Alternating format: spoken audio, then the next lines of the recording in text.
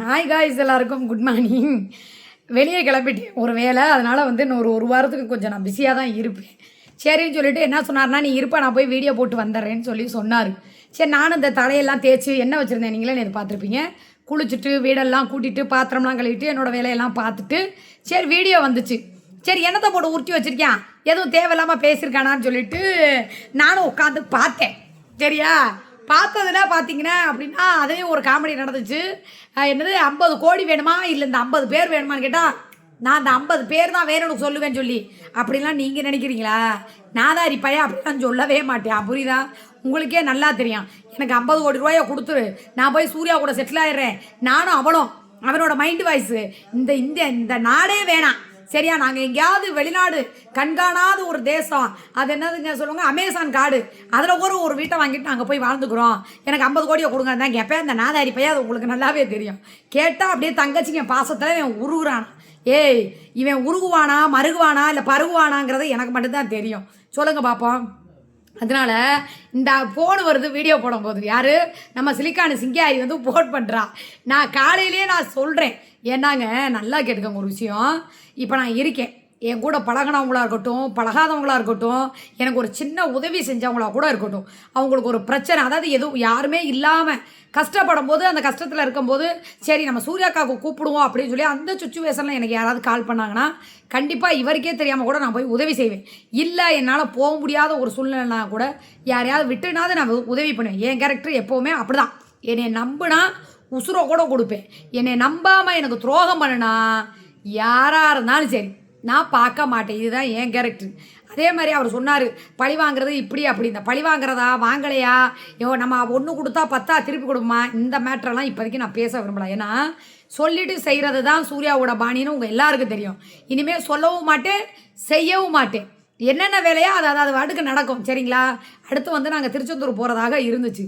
இதில் என்ன அப்படின்னு சொல்லி பார்த்தீங்கன்னா, ஒரு 3 நாளாகவே எனக்கு மனசு சரியில்லை. நல்லா தெரியும் உங்களுக்கு எப்போவுமே. அன்றைக்கி எங்கள் வீட்டில் சடோன்னு. சரி, நான் என்ன சொல்கிறேன், எனக்கு என்னென்னு தெரியலை, மனசு ஒரு மாதிரியாகவே இருக்குது. இந்த உசிலம்பட்டி முதலக்குளம் 18ஆம் படி கருப்பசாமியை போய் பார்த்துட்டு வரலாப்பா, எல்லாருமே சொல்கிறாங்க அந்த கோயிலுக்கு போய்ட்டு வந்தால் நல்லது நடக்கும்னு சொல்லிட்டுனாங்க. நான் எப்போவுமே கோயிலுக்கு போவேன், அதாவது வந்து வெளியே ஊர் சுற்றுறது அப்படிங்கிறது வந்து குற்றாலம் மட்டும்தான் போவேன். உங்கள் எல்லாருக்கும் தெரியும், குற்றாலத்தை தவிர்த்து வேறு எங்கேயும் போக மாட்டேன். அதே மாதிரி ரூமும் சரி, நாங்கள் போகிற ரெகுலராக போகிற அந்த ரூம் தான் இப்போ ரொம்ப பிஸியாக இருக்கிறனால போகலை. 2வது குற்றாலம் போகிற அளவுக்கு இப்போதைக்கு எங்கள்கிட்ட மணியும் இல்லை. நீங்கள் கடவுள் மேலே சத்தியமாக நீங்கள் நம்மளால் நம்பாட்டியும் சரி, என் அக்கௌண்ட்லாம் என் சகோதரி ஒருத்தவங்க வந்து எனக்காக ஒரு 7000 ஒரு 2000 ஒரு 500 எல்லாமே போட்டாங்க. இப்போ வரைக்கும் சொல்கிறேன், நான் கும்பிட்ற அந்த திருச்செந்தூர் முருகன் மேலே ஆணையாக இந்த விஷயத்தில் இறங்கி நான் காவல்துறைக்கு போனேன் பார்த்தீங்களா, திலீப்பா விஷயத்தில், அதிலிருந்து இப்போ வரைக்கும் நான் வக்கீலுக்கு சும்மா அந்த செலவுகளுக்கு அந்த செலவு இந்த செலவுன்னு சொல்லி சொன்னாங்களே, அந்த மாதிரி இதற்கு நான் செலவழித்த பணம், நான் என்னோடய குழந்தைங்க மேலே ஆணையா, அந்த 18ஆம் படி கருப்பு மேலே ஆணையா 53,000 ரூபா காலி பண்ணியிருக்கேன். நல்லா பார்த்துக்கணும், 53,000 ரூபா நான் காலி பண்ணியிருக்கேன். இது வரைக்கும் ஒரு பைசா கூட இல்லை. ஏன்னா உங்கள் எல்லாருக்குமே தெரியும், நாங்கள் இந்த இஎம்ஐ கட்டி current bill, school fees, college fees, கோகுலுக்கு போய் அந்த படசு இருந்த அந்த பெட்டிங் காசு, இந்த காசு அந்த இதெல்லாம் சேர்க்கலை, எல்லாமே கட்டி முடிச்சிட்டோம். கையில் காசே இல்லை. எனக்கு என் சகோதரி போட்டதுனால நான் என்ன பண்ணேன், சரி உனக்கு தெரியாமல் ஏதோ ஒரு 2000 3000 எடுத்து ஒழிச்சு கிழிச்சு வச்சுக்குவோம் அப்படின்லாம் நான் யோசனை பண்ணியிருந்தேன். சரி விடு, திடீர்னு மளிகை ஜாமான் மசாலா திரும்பி ஆர்டர் எடுக்கலாம் அப்படின்னு ஒரு ஆசை. ஆனால் சிலிண்டர் வந்து கொஞ்சம் கிடைக்க மாட்டேங்குது, ரொம்ப கஷ்டமாக இருக்கேன்னு சொல்லிட்டு சரி அப்படின்னு தான் எனக்கு மசாலா ஆர்டர் எடுக்கலான்னு தோணுச்சு. ஆனால் மனசு என்ன சொல்லுச்சு, வேணாம் நீ இப்போதைக்கு மசாலா எடுக்காதேன்னு சொல்லுது. ஏன் இப்படி சொல்லுது மனசு? ஏன் எனக்குள்ள ஒரு பாசிட்டிவான ஒரு வைப்ரேஷன் இருக்குது. ஏதாவது நடக்க போதுன்னா கடவுள் வந்து முன்கூட்டியே ஒன்று யார் ரூபத்துலையோ இல்லை என் கனவுலையோ ஏதோ ஒன்று வந்துடும் எனக்கு. அப்படிங்கிறனால மசாலா நான் எடுக்கலை. நேற்று கூட தெரியும், என்னோடய சகோதரிகள் 2 பேருக்கு போகலை, நான் போட்டு 10 நாள் ஆச்சு. அவங்க யதார்த்தமாக வந்து சத்திவேல், தர்மபுரி சத்திவேலுக்கு இன்னொருத்தவங்களுக்கும் அவன் சொல்கிறேன், அக்கா வரலைங்கிறான். என்னடா அப்படி சொல்கிறான் அப்படின்னு நேற்று அந்த சகோதரி, அவங்களுக்கு தமிழ் தெரியாது, இங்கிலீஷ் தான் தெரியும், சூர்யா இன்னும் வரல சூர்யா, தப்பாக எடுத்துக்காதீங்க சூர்யானோட உடனே போய் கொரியர் ஆஃபீஸில் போட்டு அவனுக்கு அந்த ஆளை கிளின்னு கிழிச்சு, அதில் எனக்கு அது கூட பரவாயில்ல, தூக்கி கதவுக்கு பின்னாடி போட்டிருந்தா எனக்கு எப்படி இருக்கும்? முதல்ல சொல்லுங்கள். அந்த மசாலா அரைக்க நான் எவ்வளவு கஷ்டப்படுறேன் தெரியுங்களா? என் வீட்டில் இருக்கிற மாதிரி என் குடும்பத்தில் இருக்கவங்க சாப்பிட்ற மாதிரி அதை காய வச்சு வறுத்து அரைச்சி ஆற வச்சு பேக்கெட் போட்டு ஒரு சாப்பிட்ற உணவுங்க. ஒரு மனுஷன் போதுன்னு சொல்கிறதே ஒரு சாப்பாடு தான். அப்படி இருக்கும்போது ஒரு சாப்பிட்ற சாப்பாடு அந்த இதை கொண்டு போய் மூளையில் ஓரமாக விட்டு அந்த ரேக்கு நிறைய இருக்குது. ஒரு ஸ்லாப்பில் வைக்கலாம், இல்லை அங்கே ரேக்கு இருக்குது, நிறைய பேரோட கொரியர்லாம் வரும் வைப்பாங்க. அதை அந்த மூளையில் பேசாமல் வச்சாலே தெரியும்ல. போய் வச்சுருக்கவான் இன்னொரு வாட்டி உன் கொரியர் ஆஃபீஸ் வந்து நான் கொரியர் கொடுத்தேன்னு வச்சுக்குவேன். நான்லாம் நல்லா அப்பனுக்கே பிறக்கலை. எத்தனை கிலோ நான் கொரியர் கொடுத்துருப்பேன் தெரியுமா? இதை விடங்க ஒரு 1/2 கிலோ மசாலா அங்கே வேலை செய்கிறவங்களுக்கு நான் ஃப்ரீயாக கொடுத்தேங்க. 1/2 கிலோ மசாலா எவ்வளவு? 500 ரூபா. இவங்களுக்கு கொடுத்தேன்னு சொல்லி அவருக்கு இன்னொரு ஆளுக்கு கொடுக்கலன்னு சொல்லி இந்த வேலையை பார்த்துருக்காங்க. இதை உங்கள்கிட்ட நான் சொல்லலை சரியா? கேட்டுக்கிட்டே இருந்தார். அக்கா உங்கள் மசாலா நல்லா இருக்குதா, எனக்கும் கொடுங்கக்கா, நானும் சாப்பிட்றேன். நான் என்ன 1000 ரூபாய்க்கு இலவசமாக கொடுக்க முடியுமா? நமக்கு ஏதாவது ஒன்று பண்ணுறாங்கன்னா நம்ம கொடுக்கலாம். கொரியர் காசை அப்படியே கட் அண்ட் ரைட்டாக அப்படியே புள்ளி வச்ச மாதிரி அந்த பைசாவை கூட வாங்குறவங்களுக்கு நம்ம ஏன் கொடுக்கணும்? சரி, அந்த அவங்க இன்னொருத்தவங்க இருப்பாங்க லேடி, அவங்களுக்கு நான் கொடுத்துட்டேன். சரி இந்தாங்க சமைச்சு சாப்பிடுங்க அப்படின்னு சொல்லி கொடுத்தாச்சு. எல்லாருக்கும் நான் ஓசியாக வாங்க 10 பேர் வேலை செய்வாங்க, 10 பேருக்கு நான் ஓசியாக கொடுக்க முடியுமா? சிலிண்டர் என்ன விலை? சிலிண்டர்லாம் 2000 ரூபா விற்கிது. சிலிண்டர் கிடைக்கல அப்படின்னு சொல்லிட்டு விட்டுட்டேன். அதனால் நான் என்ன சொல்கிறேன் அப்படின்னா, அந்த முதலக்குளை 18ஆம் படி கருப்பு கோயிலுக்கு நான் போகிறேன். எனக்கு என்னன்னே தெரியல, போயிட்டு வரணும்னு தோணுச்சு. உண்மையாலுமே நான் ஒன்று சொல்கிறேங்க, நமக்கு வாழ்க்கையில் எவ்வளவோ கஷ்டம் பிரச்சனை ஏதோ ஒன்று வருதுன்னா நம்ம செய்த தர்மங்கள் எங்கேயோ இருந்து நமக்காக நிற்கும். ஆனால் அன்னைக்கு நான் நடந்த பிரச்சனையில் சத்தியமாக சொல்கிறேன், நான் கும்பிட்ட என் முருகனை நான் கண்கூற பார்த்தேன். முருகாணி இருக்கியா, முருகாணி இருக்கியா. ஆனால் ஒன்று, இதை நீங்கள் எப்படி நம்புறீங்கன்னு எனக்கு தெரியல, எனக்கு ஒரு சொட்டு கூட கண்ணீர் வரல. நான் அழுகவே இல்லை. இங்கே வீட்டில் இருந்து போனதுலேருந்து அங்கேருந்து நீதிபதி தனம் அம்மையார் நீதிபதி அம்மா அவர்கள் முன்னாடி நிற்கும்போது கூட எனக்கு வந்து அழுக வரல. ஏன் தெரியுமா? எனக்கு யாரோ துணை இருக்கிறாங்க, யாரோ என் கூட வர்ற மாதிரியே நான் ஒரு உணர்வுகளை உணர்ந்தேன். இது உங்களுக்கு நான் எப்படி சொல்லி எனக்கு புரிய வைக்கிறேன்னு தெரியல. அதாவது நாங்கள் போய் அங்கே உட்காந்துருக்கோம் காவல்துறையில், பார்த்தா முருகனோட காலண்டர் தொங்குது. என்னடா முருகா நீ இங்கே வரைக்கும் வந்துட்டியான்னு ஃபஸ்ட்டு வீட்டில் இருந்து போகும்போதே அந்த வண்டியில் வந்து முருகனோட சிலை இருக்குது. அப்படின்னா நீ இருக்கியா, என் கூட வர்றியா, நான் பேசுகிறேன் அவர்கிட்ட, என் கூடயே வர்றியா, சரி விட நீ இருக்கில்ல, நீ கைவிட்டுற மாட்டேங்கிற ஒரு நம்பிக்கைன்னு சொல்லிட்டு பேசுகிறேன். திருப்பி அங்கே போய் காவல்துறை அந்த ஸ்டேஷனில் போய் உட்காரோம், பார்த்தா முருகனோட காலண்டர் தூங்குது. என்னடா முருகா இங்கேயும் இருக்க, ஏன்டா அப்படின்னு நான் நம்பலை. உங்களுக்கு ஏன் இதை நான் சொல்கிறேன்னா, முருகனை இனிமேல் நம்ம கையெடுத்து கும்பிடக்கூடாது. இனிமேல் அவருக்கு நமக்கு சம்மந்தம் இல்லை. இனிமேல் அவரை பற்றி நம்ம நினைக்கவே கூடாது அப்படிலாம் நான் சொல்கிறேன். ஆனால் அவர் நான் இருக்கேன்னு உணர்த்திக்கிட்டே வர்றாரு. அது எப்படிங்க? இங்கேருந்து போகிறேன், கரெக்டாக காவலர்களோட அந்த வண்டியில் வந்து சிலையாக அவர் இருக்கார். போலீஸ் ஸ்டேஷனுக்குள்ளே போய் உட்காடுறேன், அங்கே போய் பார்த்தா காலண்டரில் அவர் இருக்கார். சரி என்னடா அப்படின்னு சொல்லிட்டு பார்த்துட்டு எல்லாம் கிடிச்சு செக்கப் எல்லாம் முடிச்சுட்டு திருப்பி நேரம் ஆயிடுச்சு போகலான்னு சொல்லிட்டு கிளம்பியாச்சு. நேராக கூட்டிகிட்டு போகிறாங்க எங்கள் நீதிபதி அவர்கள்ட்ட வந்து போகிறதுக்காக வெளியே நின்று கொடுக்கும். ஏன்னா என்னமோ இந்த வக்கீல்லாம் உள்ளே போகக்கூடாதான், இப்போ ஏதோ போராட்டம் பண்ணாங்களாமே எனக்கு தெரியாது. அப்படிங்கும்போது போய் பார்த்துட்டு போய் இறங்கி அந்த காம்பவுண்டு மாதிரி இருக்கும், அங்கே வெளியே நிற்கிறேன். நின்றுட்டு இப்படி பார்க்குறேன், கோவிலுக்கு வெளியே என்ன இருந்துச்சு தெரியுமா? மீனாட்சி அம்மாவும் அந்த முருகனோட படமும் வெளியே வந்து டிராயிங் வரைஞ்சிருக்காங்க. ஆனால் அந்த கோவில் எனக்கு தெரியல, அநேகமாக விநாயகர் கோயிலாக தான் இருக்கணும், இருக்க வாய்ப்பு உண்டு. இல்லை முருகன் கோயில், ஏன்னா முன்னாடி போய் பார்க்க முடியாது, ஏன்னா எங்களை விட மாட்டாங்க. அப்போ நான் நிற்கிறதுக்கு அந்த சைடு இப்படி சதுரமாக இருக்குது.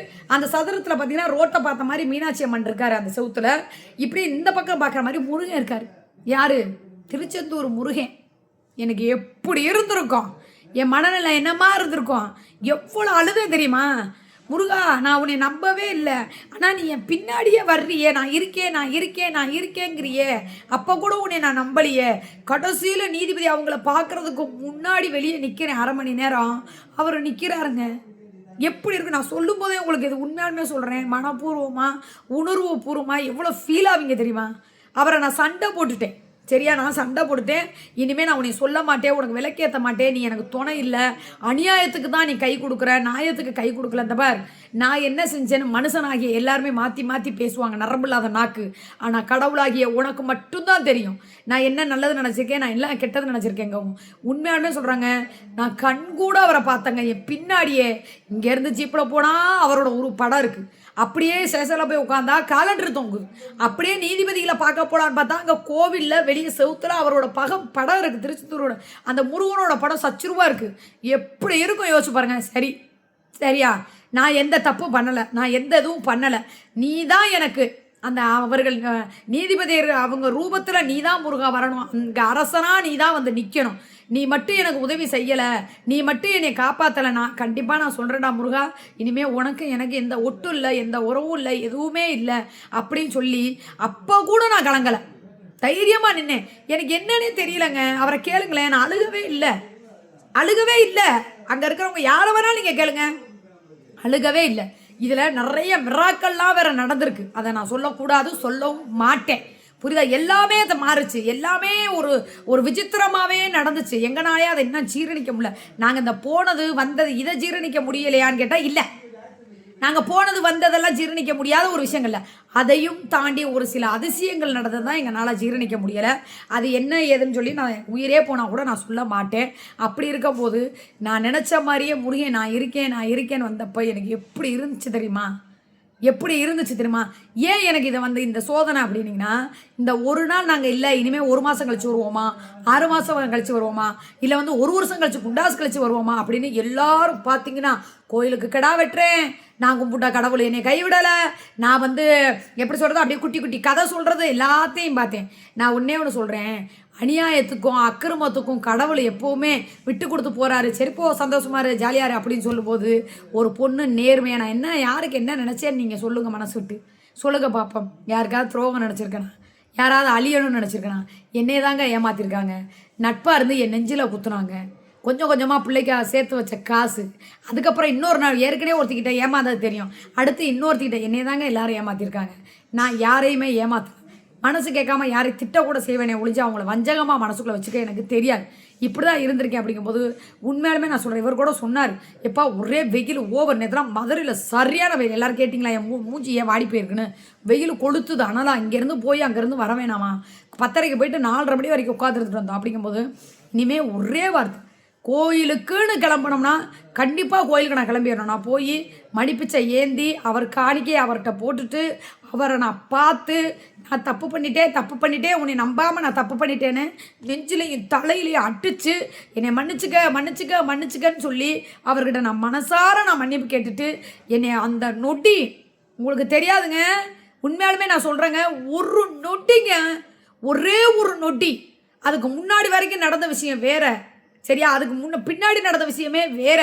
அந்த ஒரு நொடி எங்கள் அப்பே முருகன் அப்படியே அம்மா நீதிபதி அவர்கள் ரூபத்தில் வந்ததை நான் கண்கூற பார்த்தேன், நெசமாக பார்த்தேன். நிஜமாக சொல்கிறேங்க, முருகனை நம்புங்க, சோதனை கொடுப்பாரு, கஷ்டம் கொடுப்பாரு, வலி வேதனை எல்லாமே. ஏன் நீ சாகணும்னு நினச்சா உன்னை மரணத்துக்கு கூட கொண்டு போவார், ஆனால் கைவிட்டுற மாட்டார். அதே மாதிரி உனக்கு பிரச்சனை ஒன்று வரும்போது கண்டிப்பாக நீ வந்து ஐயோ சே நமக்கு யாருமே இல்லையே கடவுளே நீனும் கைவிட்டுட்டியான்னு சொல்லி போகும்போது கடைசியில் அந்த ஒரு நொடி இப்படி வந்து இப்படி போகிற மாதிரி மின்னல் மாதிரி போனார். நான் பார்த்தேங்க, சரியா? நான் தான் வந்து ஏன்னா என் மனசு எப்படின்னா அவருக்கு தெரியும். அப்படிங்கும்போது அங்கே நடந்த விஷயத்தை இன்ன வரைக்கும் என்னால் ஜீரணிக்கவே முடியலை. ஆனால் நான் அழுகவே இல்லை. இங்கேருந்து போனதுலேருந்து திருப்பி அங்கே போய் நீதிபதி அவர்கள்ட்ட என்னை ஒப்படைக்கிற வரைக்கும் நாங்கள் அழுகவே இல்லை. எனக்கு ஏதோ ஒரு நம்பிக்கை, ஏதோ ஒரு தைரியம், யாரோ கூட இருக்கிற மாதிரியே ஒரு ஃபீலிங், நமக்கு ஒன்றும் நடக்காது, நம்ம எந்த தப்பு செய்யலை அப்படின்னு சொல்லிட்டு என்னோடய அப்பே முருகனே அங்கே அரசனாக வந்து நின்னதையும் அவர் போட்ட அந்த கையெழுத்து அரசனாக அந்த அம்மா நீதிபதி அம்மா ரூபத்தில் வந்து கையெழுத்து போட்டதை நான் மனசார பார்த்தேன். அதனால் இனிமேல் எங்கள் அப்பா முருகனை பார்க்காம நான் எதுவுமே இப்போ இது பண்ண போகிறது கிடையாது. இன்னைக்கு அநேகமாக சாயங்காலம் இல்லை மத்தியானம் கிளம்புறதுக்கான வாய்ப்புகள் இருக்குது. நாளைக்கு ரொம்ப முக்கியமான ஒரு வேலை இருக்குது. அதனால் வந்து நாளைக்கு போய் அதை பார்த்துட்டு கிளம்புவோமா அப்படின்னு ஒரு விஷயம் இருக்குது.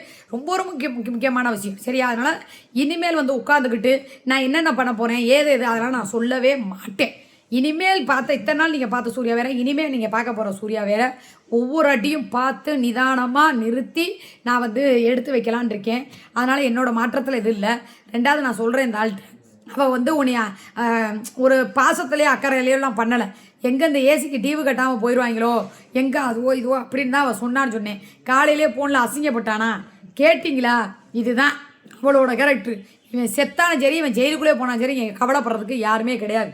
ரெண்டாவது வந்து கேட்குறேன், செயலுக்குள்ளே போகிறப்போ என் பொண்டாட்டி வந்து பார்ப்பாங்கிற, இப்போ மனு வந்து பார்க்குறாங்கன்னே வச்சுக்கோங்களேன், என் புருஷன் இருக்காருங்க, என் புருஷனை பார்க்குறோம்னா ஆதார் கார்டில் ஆனந்தை வச்சுக்கிட்டு நீ எப்படி புருஷன்னு சொல்ல முடியும்? வலுவாக மாட்டுவேன். வலுவாக சிக்குவேன். புரியுதா? நான் தான் சொல்கிறேன்ல, ஏதாவது ஒரு பிரச்சனைன்னு வரும்போது இவன் வண்டவாளமெல்லாம் தண்டவாளத்தில் இருன்னு. இவன் எவ்வளவு அசிங்கப்பட்டாலும் இவன் திருந்த மாட்டான். சரிங்களா? அதெல்லாம் விட்டுட்டு நம்ம ஆக வேண்டிய வேலையை பார்ப்போம். எனக்கு வேறு ஒரு வேலை இன்றைக்கி போயிட்டு முடிச்சுட்டு நாளைக்கு ஒரு முக்கியமான வேலை. இந்த ஒரு வாரம் ஃபுல்லாகவே திடீர்னு நான் திடீர்னு கோயிலுக்கு போவேன், திடீர்னு வீட்டில் இருப்பேன், திடீர்னு எங்கேயாவது போயிட்டு தான் இருப்பேன். அதனால் எல்லா வேலையும் முடிச்சுட்டு கண்டிப்பாக உங்களுக்காக கூப்பிட்றேன். ஓகேவா? வெயிட் பண்ணுங்கள். கண்டிப்பாக சாப்பாடு வீடியோ வருமா அப்படின்னு கேட்டால் டவுட்டு தான். எங்கள் வேலைகள் முடிகிற வரைக்கும். ஓகே. ரொம்ப ரொம்ப அதுலேயும் என் சகோதரிகள் பூராமே எங்கள் அக்காவை காணோம், தீபாக்கா எங்கள் அக்காவை உதவி பண்ணு, எங்கள் அக்காவை எடுத்துருவான்னு சொன்னேன். என் சகோதரிக்கு முதல்ல நான் மனசார நன்றி சொல்லிக்கிறேன். I love you so much. ஓகேவா? பாய்.